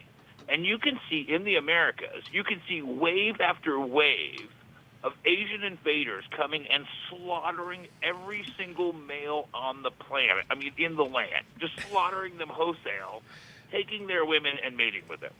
And this happens over and over and over.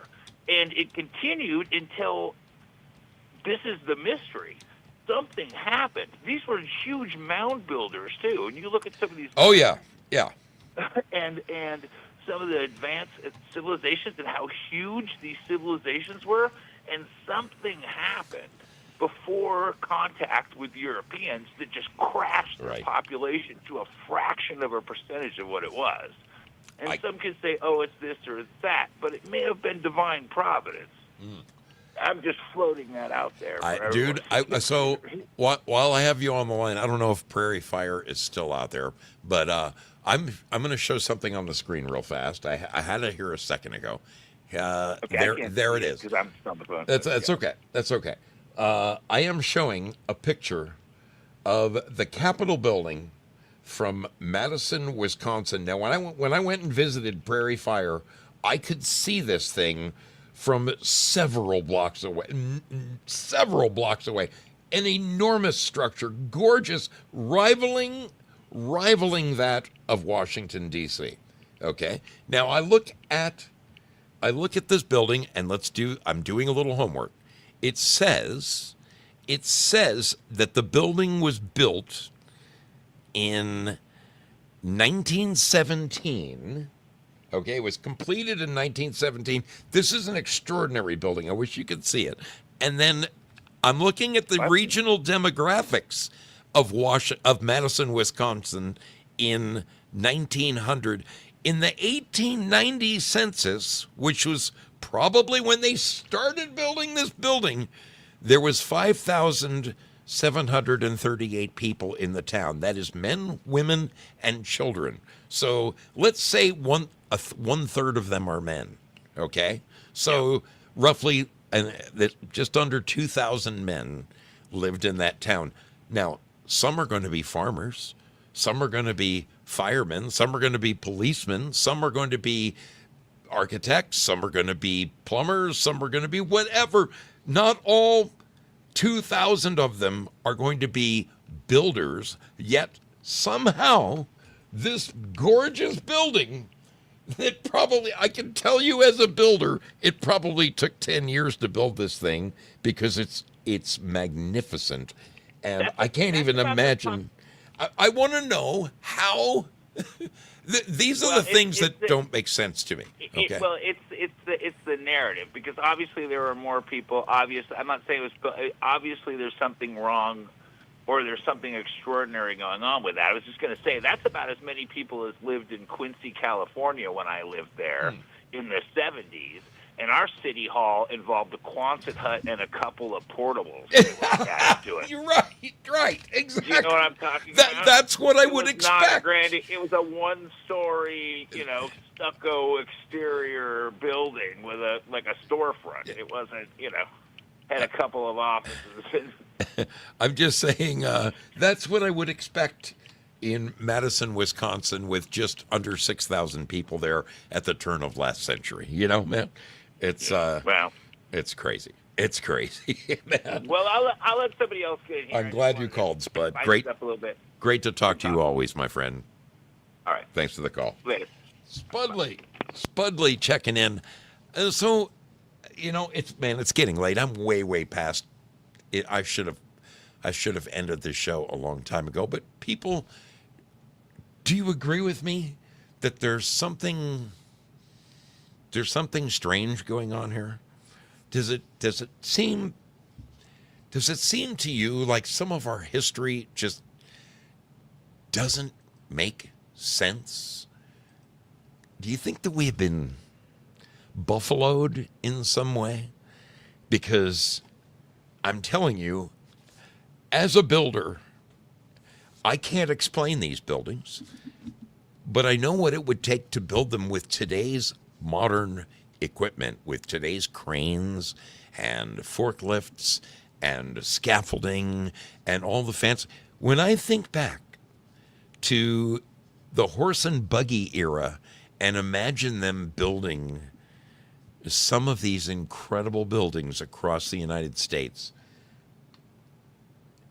I just don't see it being done with square nails and hammers and Armstrong saws and, the stonemasons.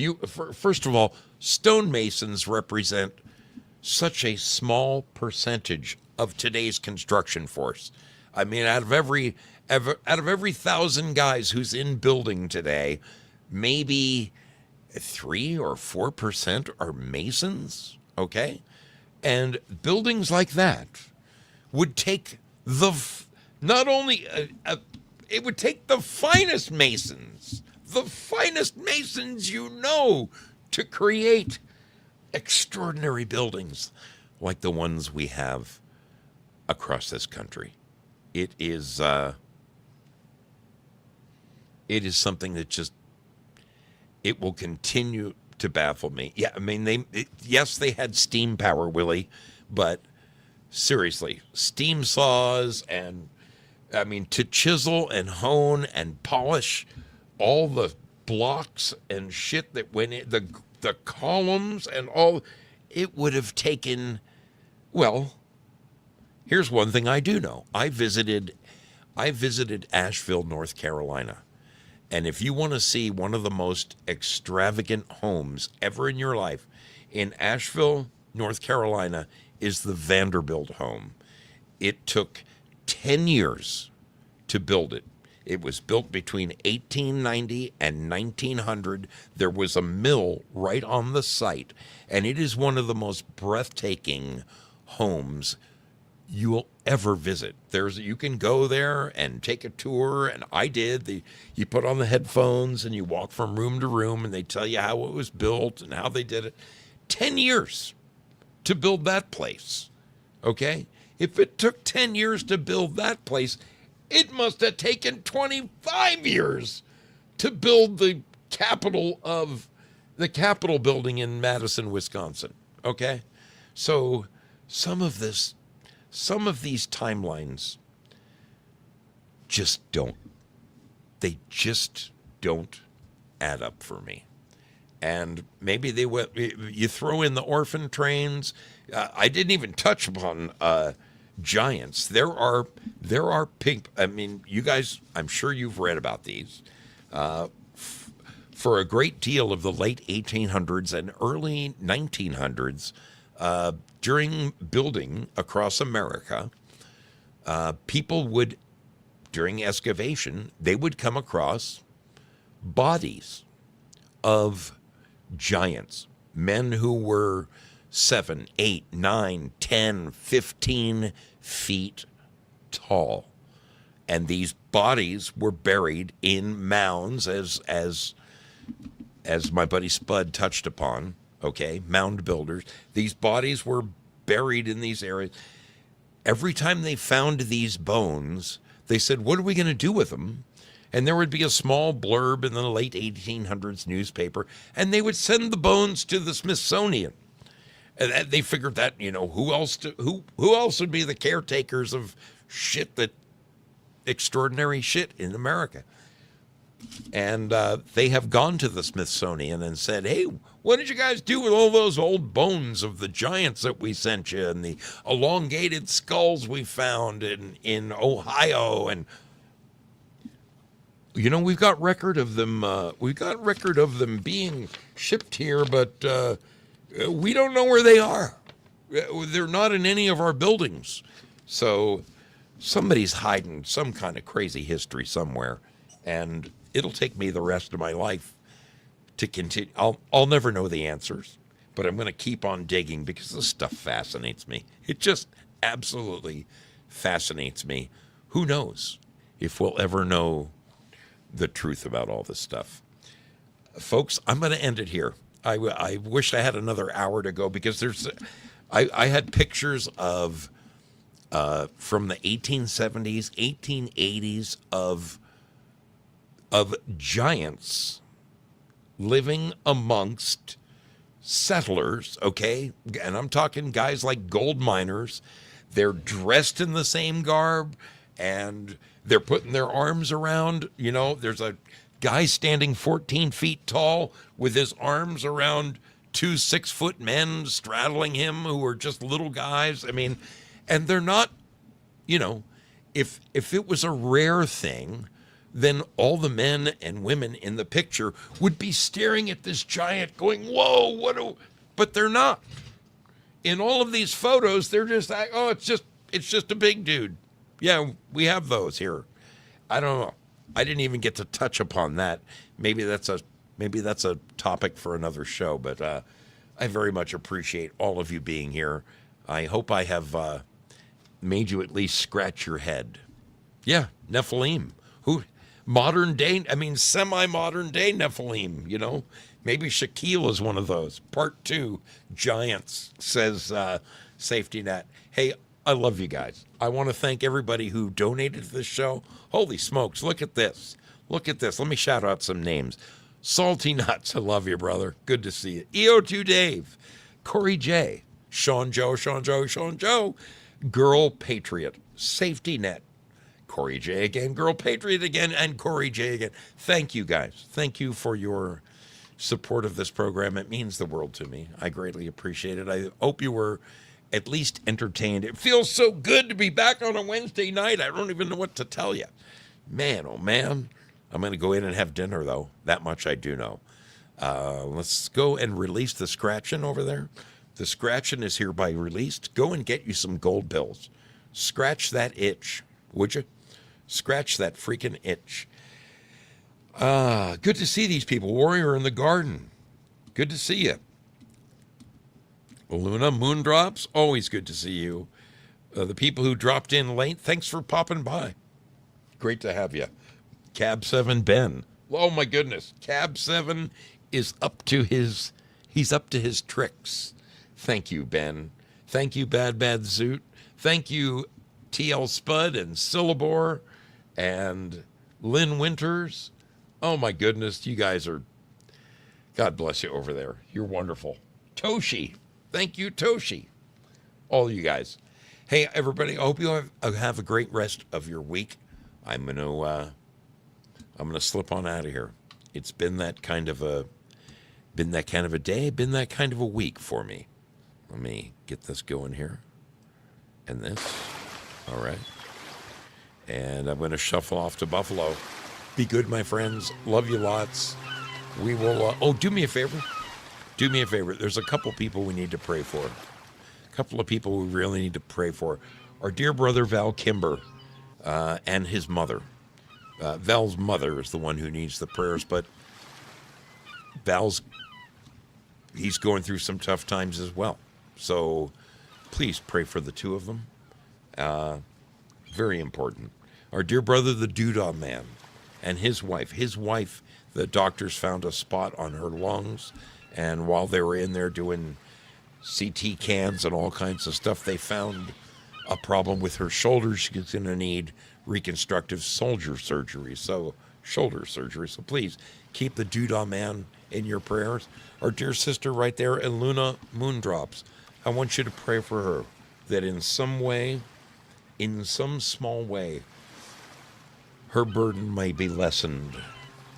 Please keep her in your prayers. A wonderful lady. Pray for her. Pray for her daughters as well, would you? God bless them all. God bless them all. I love all you guys. Uncle Krusty as well. Please pray for our dear brother, Uncle Krusty. All right, it's time for me to go.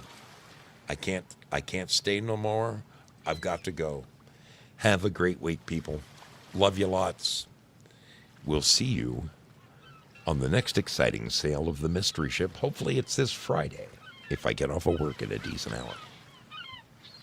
Be good, everybody.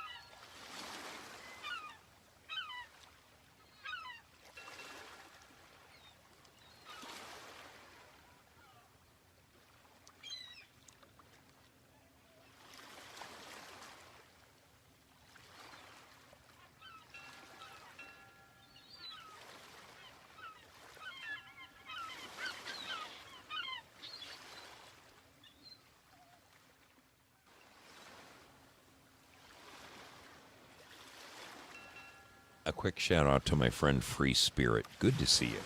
Good to see you. Hope you're doing well.